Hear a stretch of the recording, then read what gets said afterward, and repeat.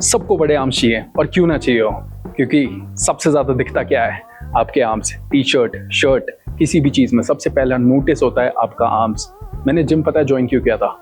Arms के लिए। School में 11th में मेरे को अपनी टी शर्ट टाइट फिट करनी थी, अपनी शर्ट स्कूल की टाइट फिट करनी थी। मेरा बहुत क्रेज़ था और मेरे को पता है आज बहुत लोगों का वो क्रेज़ होगा, बहुत लोग स्टार्ट कर रहे होंगे।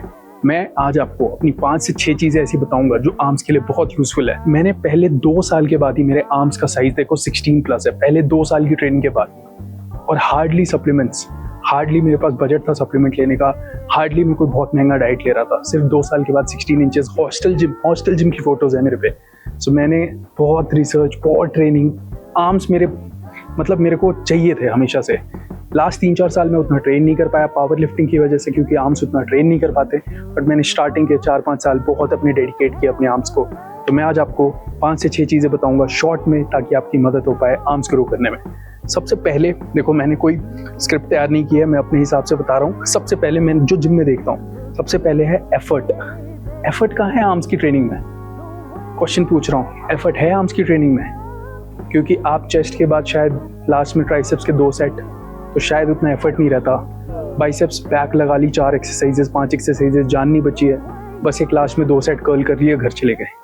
तो एफर्ट कहाँ है? पहली चीज़ तो एफर्ट और इम्पोर्टेंस। तो अगर आपको आर्म्स अच्छे चाहिए तो आप उसको क्या एफर्ट दे रहे हो अपने हफ्ते में, और क्या इंपॉर्टेंस दे रहे हो, ये क्वेश्चन पूछो। सबसे पहली चीज़ आप खुद से पूछो, क्या मैंने एफर्ट और इंपॉर्टेंस दिया हुआ है अपने आर्म्स को? तो इसी से हम सेकंड पॉइंट पे आ जाते हैं कि एक आर्म्स का दिन क्यों नहीं बनता है। आर्म्स आप एक दिन रखो, अगर आपको आर्म्स अच्छे चाहिए तो आप एक दिन उसको इंपॉर्टेंस दो। हफ्ते में 2 बार ट्रेन करना है, लेकिन एक दिन अलग से आर्म्स को रखना है। आर्म्स इतने भी छोटे नहीं है, आपके बाइसेप्स हैं, ट्राइसेप्स हैं, फोर आर्म्स है, ये पूरा सेक्शन है। और इसके साथ आप रेड डेल्ट भी इंक्लूड कर सकते हो, आर्म्स के पार्ट में ही आ जाता है, उसको साथ में ट्रेन कर सकते हो। तो मेरे हिसाब से आप एक दिन आर्म्स के लिए ऐसे डेडिकेटेड रखो। और दूसरा जो ट्रेनिंग है वो चेस्ट के साथ 3 to 4 sets high effort tricep लगा सकते हो, बैक के साथ 3 to 4 set high effort, low volume, मतलब 4 सेट ही करो but high effort, 8 to 12 reps, 15 reps, full failure, full muscular tension, full squeeze करके 4 सेट ही करो उस दिन, बट एकदम हाई एफर्ट पे। तो एक डेडिकेटेड डे होना ज़रूरी है। मेरे को लगता है अगर आपको 17-18 इंच चाहिए एक हाई लेवल पे, तो 1 day training arms is important. Also guys, अगर आप एक बढ़िया प्रोटीन ढूंढ रहे हो, मैं 2 साल ऑलमोस्ट हो गए हैं यही यूज़ करता हूँ। MuscleBlaze Biozyme VPR 30 gram protein है एक स्कूप में, 50 mg एस्ट्रोजन है जिसने काफ़ी डाइजेशन को बढ़िया कर दिया है, गट बैक्टीरिया हेल्दी, तो डाइजेशन बहुत बढ़िया होता है। और 3 ग्राम क्रिएटिन मोनोहाइड्रेट है। तो अगर मैं 2 स्कूप है, पर्सनली 2 स्कूप प्रोटीन लेता हूँ, तो मेरे 6 ग्राम क्रिएटिन यहीं से आ जाते हैं।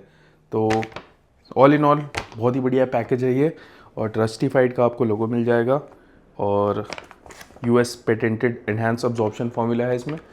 मतलब मेरे को अभी तक कोई भी प्रॉब्लम नहीं हुई है डाइजेशन में, बहुत ही बढ़िया मिक्स होता है, पता भी नहीं चलता पीने के बाद 10-15 मिनट के बाद। तो बेस्ट है मेरे हिसाब से। आप डिस्क्रिप्शन में इसका लिंक होगा, वहाँ से बाई कर सकते हो। मसल ब्लेज से आप कुछ भी खरीदते हो, मेरा डिस्काउंट कोड है सिंघा30, वो अप्लाई कर सकते हो। अगला एक और सवाल है, मैं देखो गलतियां अपनी जो करी है जिम में देखता हूँ उसी से सवाल कर रहा हूँ। क्या आपने कभी अपने आर्म्स का PR लिखा है, चेज किया है? शायद 1% लोगों ने किया होगा।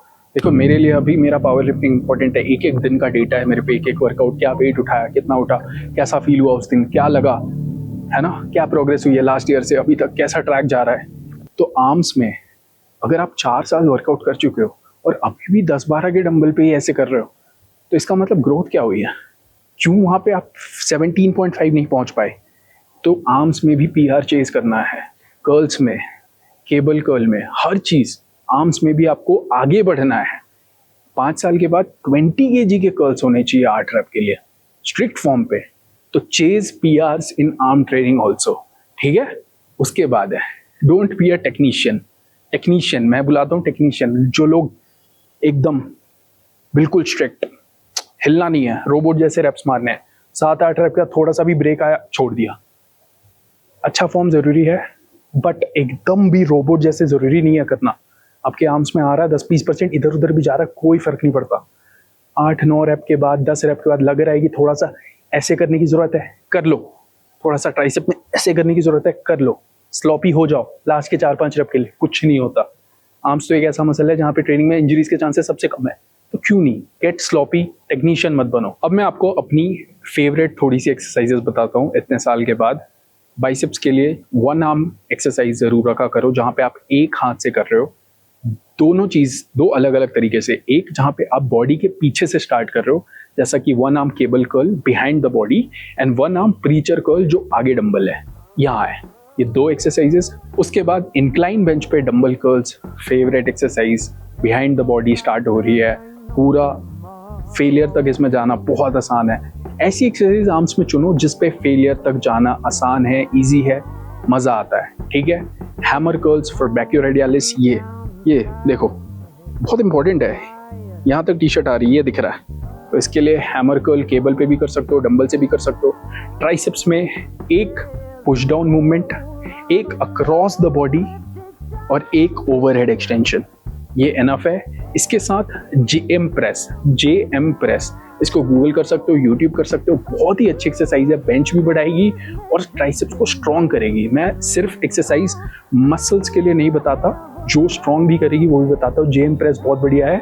जेएम प्रेस के साथ आप थोड़ा बहुत क्लोज ग्रिप, वेटेड, अपने ऊपर वेट रख के क्लोज ग्रिप पुशअप्स लगाओ, वो भी आपको स्ट्रॉन्ग करेगी।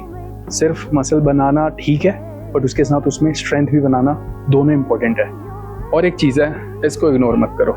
अब ये देखो, मैं सिर्फ ऐसे कर रहा हूँ, ठीक है। अब इसमें ये मेरे फोर आर्म्स इतने अच्छे हैं, इसीलिए आर्म्स ओवरऑल इतना बढ़िया दिख रहा है। इसीलिए फोर आर्म्स को इग्नोर मत करना। स्टार्टिंग के 3-4 साल फोर आर्म ट्रेन कर लो, शायद 4 साल के बाद ज़रूरत ना पड़े, क्योंकि इतने बढ़िया डेवलप हो जाएंगे। तो स्टार्ट कर रहे हो, फोर आर्म कंप्लीट इंपॉर्टेंस दो। एक्सटेंसर मसल के लिए 2 एक्सरसाइज और कर्ल्स, रिस्ट कर्ल्स हैवी, ठीक है, इसके लिए 2 एक्सरसाइज। हफ्ते में एक बार भी ट्रेन करोगे, फेलियर तक ग्रो हो जाएगा। और एक और चीज़ है, आई थिंक ये वीडियो ज़्यादा बिगिनर्स देख रहे होंगे, 15 से 20-21 साल अभी जिम स्टार्ट कर रहे हैं। स्टार्टिंग के 2-3 साल अगर आपका फैट परसेंटेज 15-16 से ऊपर नहीं है, तो कट वगैरह, लीन रहने के बारे में ज़्यादा नहीं सोच के बल्क करो, गेन करो। बल्क मतलब मोटा होने नहीं बोल रहा हूँ, ठीक है। 15, 16, 17% तक जाओ। पहले 2-3 साल 10, 12, 15 kg का मसल गेन करो पहले 3 साल, बाद में 6 महीने का कट कर लेना। बट स्टार्टिंग में अगर आपको ग्रोथ फेज छोड़ दोगे, ग्रोथ फेज है वो, पहला 2-3 साल सबसे ज़्यादा रिजल्ट्स आते हैं। मेरे को देख लो, अभी लास्ट 2-3 साल में हार्डली रिजल्ट्स आ रहे हैं, उतने प्रोग्रेस नहीं होगी, क्योंकि हाँ ऑलमोस्ट 10 साल हो गए ना, तो रिजल्ट्स नहीं आएंगे। लेकिन आपने पहला 3-4 साल यूज़ करना है। मेरे पहले 3-4 साल क्या ही रिजल्ट्स आते थे, जबकि मेरी डाइट भी कोई बहुत बढ़िया नहीं थी, मैं कॉलेज में था, क्या ही रिजल्ट आ रहे थे। हर 6-8 महीने में बॉडी चेंज हो रही है, 6 महीने में 20 kg डेडलिफ्ट बढ़ जा रही है। तो वो मैजिकल टाइम है ना यार आपका, वो वेस्ट नहीं करना, ठीक है। होप ये वीडियो हेल्प करा, और thank you so much for supporting. Like कर दो, कमेंट कर दो, सब्सक्राइब जरूर कर देना। Bye, take care.